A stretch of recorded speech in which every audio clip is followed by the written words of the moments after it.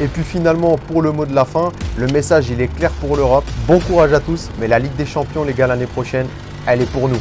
Allez Paris! Salut les gars, c'est Salim du VFC, j'espère que vous allez bien. Alors aujourd'hui, sujet spécial, Ramos au PSG, c'est officiel, ça y est, tout est signé, tout le tralala, la visite médicale, la conférence de presse, etc. On entend tous les supporters et énormément de monde autour du ballon rond s'exciter sur Ramos. Ouais, Ramos, maintenant, ça y est qu'il est à Paris, la Ligue des Champions, ça y est, ça va être réglé, ça va être facile, etc.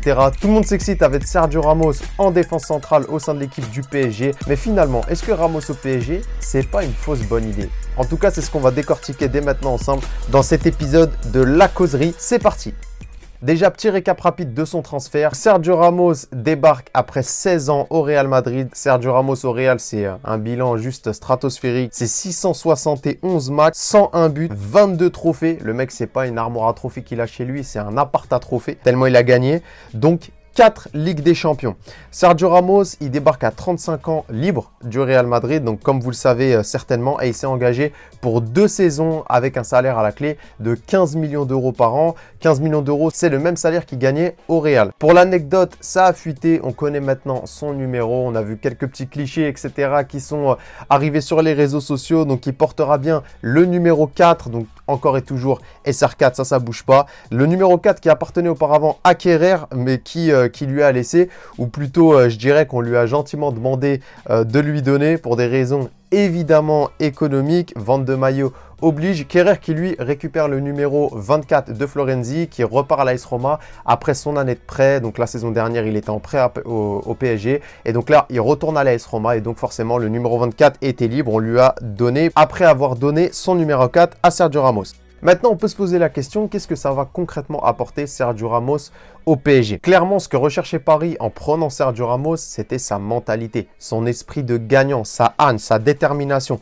Le gars, c'est un leader sur le terrain. En tant que joueur, on sait tous, peu importe notre niveau de passion pour le foot, que défensivement, Sergio Ramos, c'est le joueur parfait. Il a une science de la défense, c'est du top niveau mondial. Il fait clairement partie des légendes avec Paolo Maldini notamment. Il est agressif, il sait quand il faut faire faute, il sait intimider, il sait complètement rendre fou ses adversaires. Avec là des exemples, on en a à l'appel. Les embrouilles entre Sergio Ramos et ses adversaires, tu peux trouver des compiles sur YouTube, il y en a 40 milliards. Donc ça, il n'y a pas de souci. Tactiquement, il peut jouer à droite de la défense, il peut jouer à gauche de la défense. Il sait également jouer dans une défense à 3. Donc le mec, peu importe où tu le mets en défense centrale, tant qu'il reste dans l'axe, c'est juste un phénomène, c'est un monstre. Offensivement, il tire les coups francs, il tire les pénaltys. D'ailleurs, au niveau mondial, c'est ce qui se fait de mieux.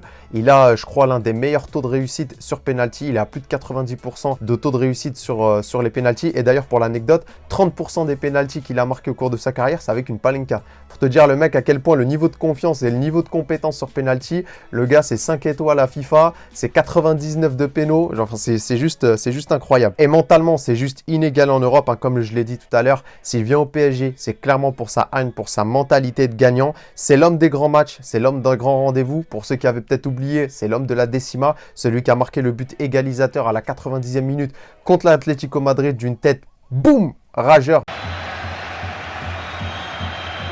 Modric takes. It's a header from Sergio Ramos.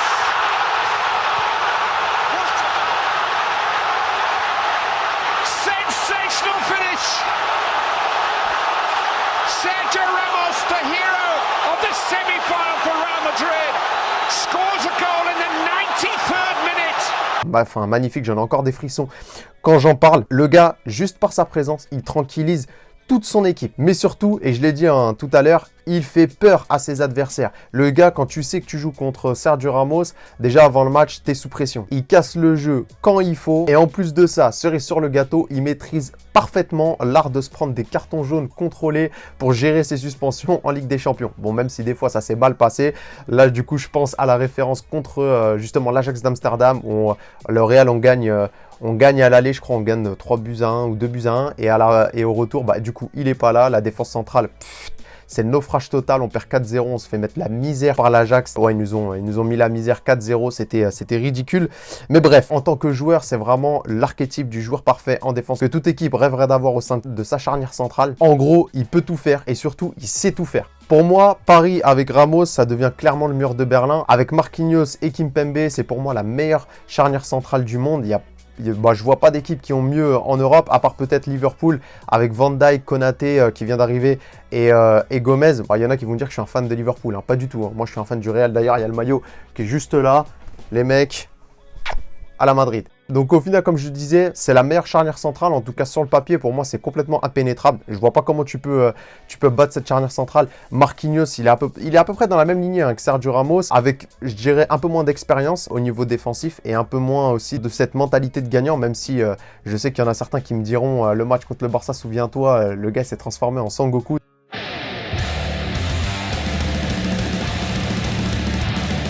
Mais voilà, avec Kimpembe également, pour moi, c'est une charnière de fou furieux. Pour moi, en Ligue 1, ça devrait s'amuser. Et en Ligue des Champions, les gars, c'est les expandables. T'as Rambo, t'as Terminator, t'as Iron Man en charnière centrale. Donc pour moi, sur le papier, honnêtement, c'est la charnière parfaite. Il y a tous les ingrédients pour que finalement, tu prennes pas de but. Donc clairement, pour faire le point sur ce qu'il va apporter, il n'y a que des éléments positifs. Tous les feux sont au vert en tant que footballeur pour que ça se passe bien. Maintenant, forcément, une arrivée comme celle-là, une arrivée en grande pompe, avec justement une charnière centrale qui déjà avait quand même un très très gros niveau, ça crée des problèmes et c'est ce qu'on va voir dès maintenant. Comme ça a été relayé par beaucoup de journaux et beaucoup de spécialistes du football, et notamment des personnes qui sont dans l'entourage de certains joueurs du PSG, son arrivée, elle n'a pas fait que des heureux. Donc bien évidemment, Nasser, il devait avoir un sourire comme ça, et Leonardo pareil, mais dans le vestiaire parisien et parmi les cadres, il y a des personnes qui ont grincé des dents. Et justement, les problèmes que peut engendrer l'arrivée de Sergio Ramos au PSG, ça commence d'abord et principalement avec les défenseurs centraux, et notamment Presnel Kimpembe, lui qui a été un pilier la saison dernière dans la défense centrale du PSG. Forcément, avec l'arrivée de Sergio Ramos, il va y avoir de la concurrence. Et ça va commencer dès cet été, puisqu'apparemment, les tests médicaux qu'a passé Sergio Ramos lors de la visite médicale, physiquement, il est au top niveau. Donc forcément, dans le vestiaire du PSG, voilà, ça va se voir et ça va directement jouer des coudes pour une place de titulaire en défense centrale. Et d'après certaines personnes dans l'entourage du joueur, il a fait passer un message à sa direction, donc à Leonardo et à Nasser, pour leur dire finalement qu'il voit ça comme un manque de confiance, donc il ne voit pas l'arrivée de Sergio Ramos comme quelque chose de positif le concernant, surtout qu'il a prouvé ces dernières saisons. En même temps, personnellement, moi je me mets à sa place, je comprends tout à fait sa position. Le gars, il est formé à Paris, il a galéré comme jamais pour faire partie des titulaires, sachant qu'en plus, quand lui, il arrive dans l'équipe première, c'est déjà avec les stars, hein. QSI, ils étaient déjà là, donc forcément, il y avait du monde au portillon. Il devient derrière le deuxième capitaine du club, et derrière, tu lui ramènes une star mondiale à son poste, donc forcément, le gars, alors qu'il a prouvé sa valeur, et en plus, pas que contre des facteurs, hein. Le mec, il a joué contre Messi, il a montré contre Messi, il a montré contre Cristiano Ronaldo, il a montré contre le Bayern Munich, contre Manchester City, etc., etc. Donc finalement, ce que je trouve dommage, c'est que le message qui a été envoyé à Kimpembe par la direction, c'est que l'image du club est plus importante que le terrain. Donc forcément, lui, en termes de positionnement, il se dit quoi? Il se dit, le club ne fait pas forcément confiance, il me ramène un top mondial pour jouer directement, parce qu'en plus, on en reparlera juste après, mais l'âge de Sergio Ramos, 35 ans, c'est pas pour jouer dans 2-3 ans, comme Hakimi qui arrive à 22 ans. Voilà, tu sais que même si le mec il joue pas tout de suite, bon, ce qui sera pas le cas du tout, hein, Achraf Hakimi il vient pour être titulaire indiscutable, ça entre guillemets il n'y a pas de surprise, mais voilà, tu te dis pas que le mec il vient pour l'avenir, etc. Non, pas du tout, le gars il vient pour jouer maintenant, donc forcément ça envoie un message pas très positif pour Kimpembe. Le deuxième souci qui va justement dans ce sens-là, c'est que finalement le vestiaire au global ne comprenne pas le recrutement de Sergio Ramos. Et notamment la cohérence des méthodes de recrutement des dirigeants parisiens. Ils ont laissé partir Thiago Silva il y a un an à Chelsea, d'ailleurs pour qu'il aille prendre une Ligue des Champions avec le club anglais. Et l'âge, ça a été un facteur déterminant dans le choix des dirigeants de le pousser un petit peu vers la sortie. Et là, ils recrutent Sergio Ramos qui a à peu près le même âge. Donc forcément, au sein du vestiaire et parmi les cadres, ils ne comprennent pas la logique. Tu dis à Thiago Silva, qui est le capitaine du club, capitaine même emblématique, hein, on peut le dire aujourd'hui, de partir parce qu'il se fait vieux et que voilà, en termes de rendement, on ne sait pas trop ce que ça va donner physiquement, etc., etc. Et finalement, tu recrutes un an plus tard Sergio Ramos qui a le même âge que lui. Alors que finalement, quand tu fais le comparatif entre Sergio Ramos et Thiago Silva, Sergio Ramos, il va devoir s'adapter à son nouveau club, à ses nouveaux coéquipiers, à la ville, à l'environnement, à la Ligue 1, donc au championnat, etc., etc. Alors que Thiago Silva, tout ça, c'était déjà maîtrisé de bout bout en bout. Donc finalement, voilà, le vestiaire parisien se pose énormément de questions par rapport à ça. Est-ce qu'il y a vraiment une logique dans le recrutement? Est-ce que, comme je l'ai dit tout à l'heure, c'est pas finalement qu'une question d'image et de visibilité pour améliorer finalement le marketing autour du Paris Saint-Germain? Et troisième et dernier point finalement qui pose problème dans l'arrivée de Sergio Ramos au PSG, c'est le salaire. Comme on le sait, à cause du Covid-19, d'ailleurs c'était le sujet de la Super League, pour essayer de renflouer les caisses de tous les gros clubs européens, les finances du club du PSG, elles ont été aussi impactées par la crise. On parle d'une perte sèche de 95 millions d'euros, donc quand tu compares aux années précédentes. D'ailleurs, heureusement qu'ils ont réalisé un bon parcours en Ligue des Champions parce que ça leur a permis justement, en arrivant en demi-finale, de gagner assez d'argent pour limiter un petit peu la casse. Mais comme je l'ai dit au début de la vidéo, avec un salaire de 15 millions d'euros, forcément, c'est tout l'équilibre du vestiaire qui est remis un petit peu en question. Déjà, toutes les personnes qui sont entre guillemets en instance de prolongation de contrat, qui veulent des augmentations alors que le club sont en train de leur dire bah finalement il y a la crise, on peut pas augmenter les salaires, etc. Il va falloir peut-être soit être au même salaire, soit un tout petit peu en dessous, comme l'a fait d'ailleurs Neymar dans sa prolongation. Il touche un petit peu moins d'argent que quand il arrive à Paris. Bon, après il s'est bien réajusté avec les primes et les bonus, mais c'est pas le cas de tout le monde, donc forcément ça peut créer des guerres d'ego entre les personnes qui finalement vont comparer leur salaire à celui de Sergio Ramos. Oublions pas, 35 ans, c'est quand même un facteur important. Donc quand on fait le bilan, on se dit qu'au niveau marketing, Sergio Ramos à Paris, c'est finalement une opération qui est extrêmement lucrative. C'est une opération qui est incroyable. D'ailleurs, qui aurait dit il y a quelques mois, voire l'année dernière, que Sergio Ramos, il atterrirait au Paris Saint-Germain?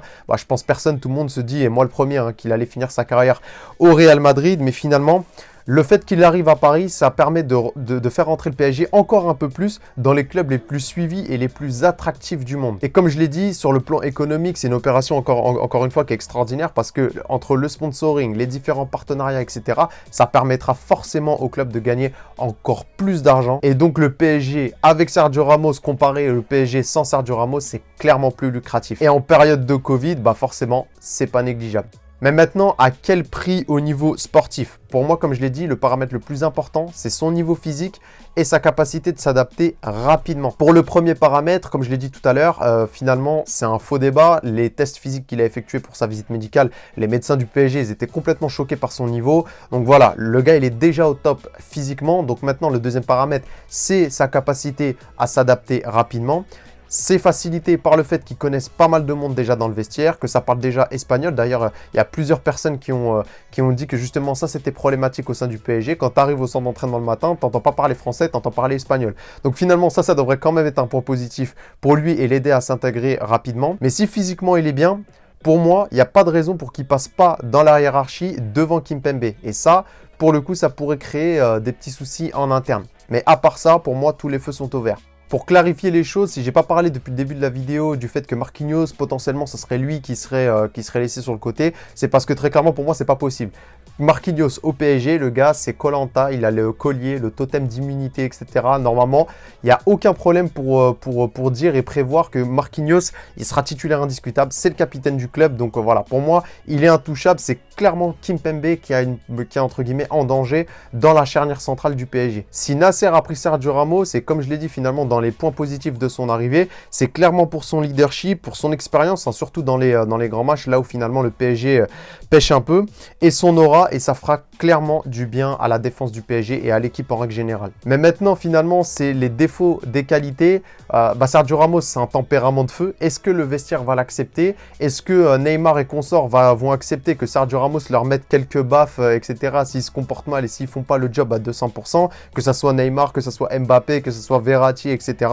On connaît un petit peu des fois les laisser-aller de certains joueurs. Et Sergio Ramos, dans sa tête, le mec, il rigole pas. S'il estime que tu n'es pas à 200% de tes capacités, le gars est capable de coups de pression d'une violence, ça rigole pas. Il s'est embrouillé je ne sais combien de fois avec Cristiano Ronaldo, avec des joueurs du vestiaire du Real, avec justement même des petits jeunes, qu'il a plus que grondé pour le coup, et même certains entraîneurs, parce que le mec, c'est un tempérament de gagnant, il veut gagner et il supporte pas que ses coéquipiers finalement ne font pas le job pour l'équipe pour leur permettre justement de gagner les matchs.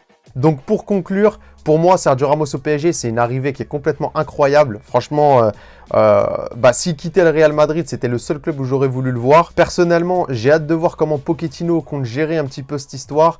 Justement, cette rivalité avec Kimpembe, la charnière centrale en règle générale. Et puis finalement, pour le mot de la fin, le message, il est clair pour l'Europe. Bon courage à tous, mais la Ligue des Champions, les gars, l'année prochaine, elle est pour nous. Allez, Paris!